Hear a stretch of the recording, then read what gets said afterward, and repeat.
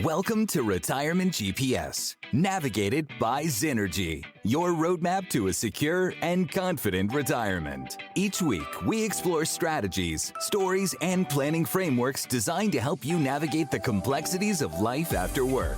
From tax planning to investments, income strategies to risk management, our goal is to give you the clarity and confidence you need to make informed decisions. But retirement isn't just about the numbers. It's also about lifestyle, purpose, and peace of mind.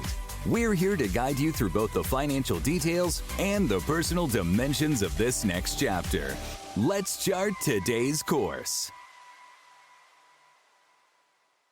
Welcome to the Retirement GPS podcast. We are on our 33rd episode, and I'm your host, Ryan Zaharchek, Certified Financial Planner, President of Zane Retirement Planning. And I am your co-host, Zane Belsack, Associate Planner at Zane Retirement Planning.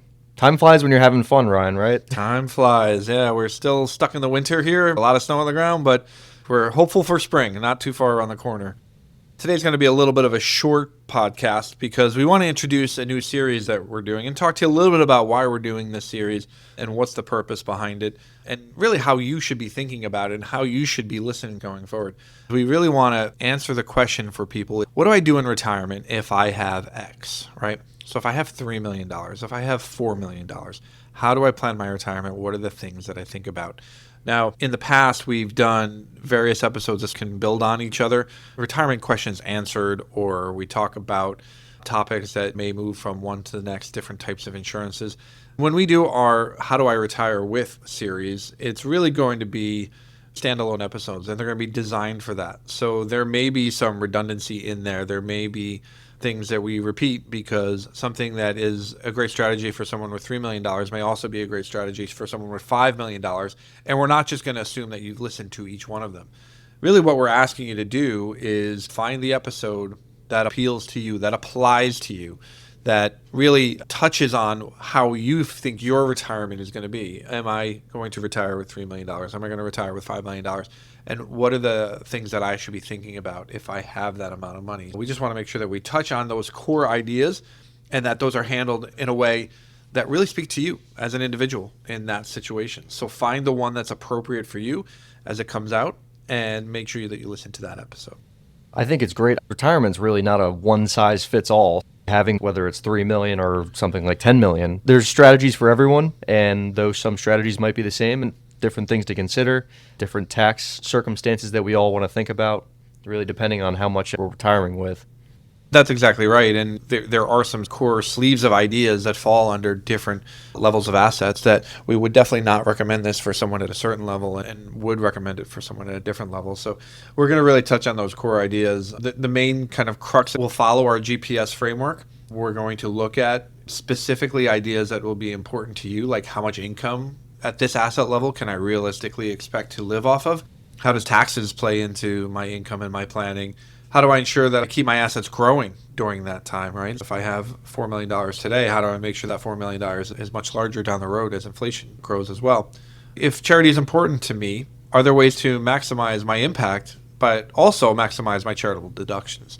So we're going to be looking at that. And clearly, as we go up the asset ladder, charity tends to be more and more important because the discretionary funds are there to make charitable contributions. How do I leave my assets to my loved ones in the simplest strategy, the most simplest way, the way that's easiest for them, but also the way to ensure that the government and probate and fees and expenses and taxes don't eat away at my assets or as little as possible.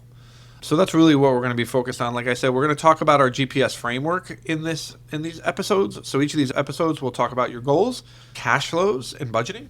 We'll talk about emergency reserves, so how much cash do we keep on hand?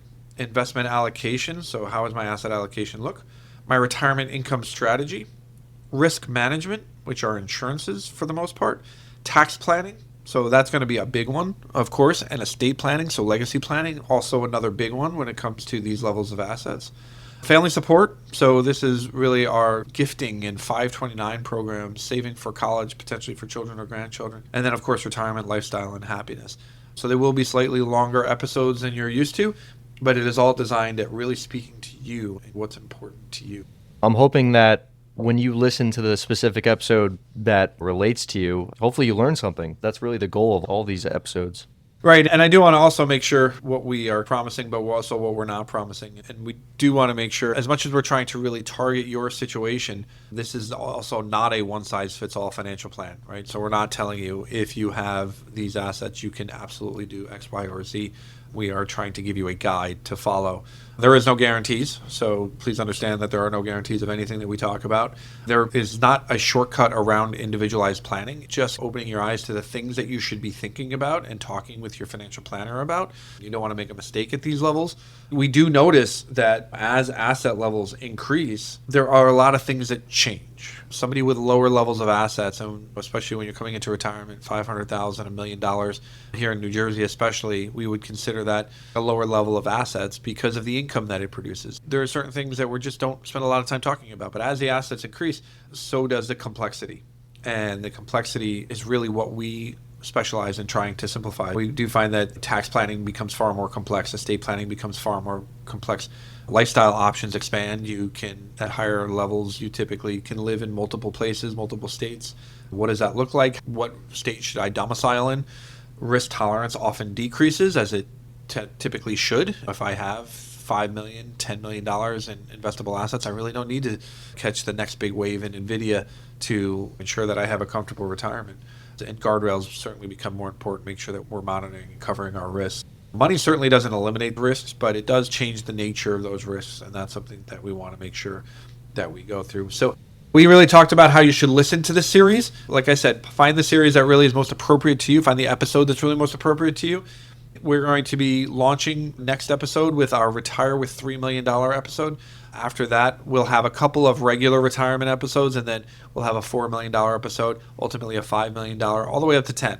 So every episode will come out between $3 and $10 million, wherever you fall in that category. Why choose these levels? We choose these levels because, like we said, that's where the complexity comes in.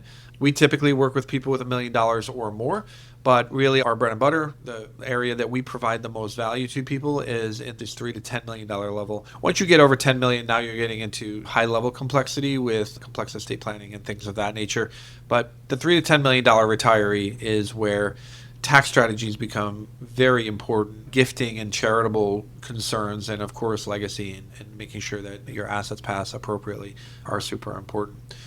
Retirement is not about chasing a number. It is not about a number. We're not targeting a number, but we are trying to use a number to try to group people into sort of similar risk classes and classes of problems that are very similar. We're really looking forward to our next episode, where we're going to dive into how do I retire with $3 million, and look forward to seeing you next week, Zane. Keep learning, keep planning. Thank you for listening to Retirement GPS, navigated by Zenergy. To explore today's topic further, visit our blog mile markers at zenergyretirement.com/blog, where we offer detailed strategies, examples, and downloadable tools to support your retirement journey. Follow us on LinkedIn, Instagram, and Facebook at Zenergy Retirement Planning for weekly insights, checklists, and planning reminders. If you found this episode helpful, please subscribe, leave a 5-star review, and share it with someone planning for their future. Until next time, keep navigating toward a confident retirement. This podcast is for informational purposes only and is not intended as investment, legal, or tax advice. Listeners should consult their own financial, tax, and legal advisors before making any decisions. Zenergy Retirement Planning is a registered investment advisor located in Red Bank, New Jersey.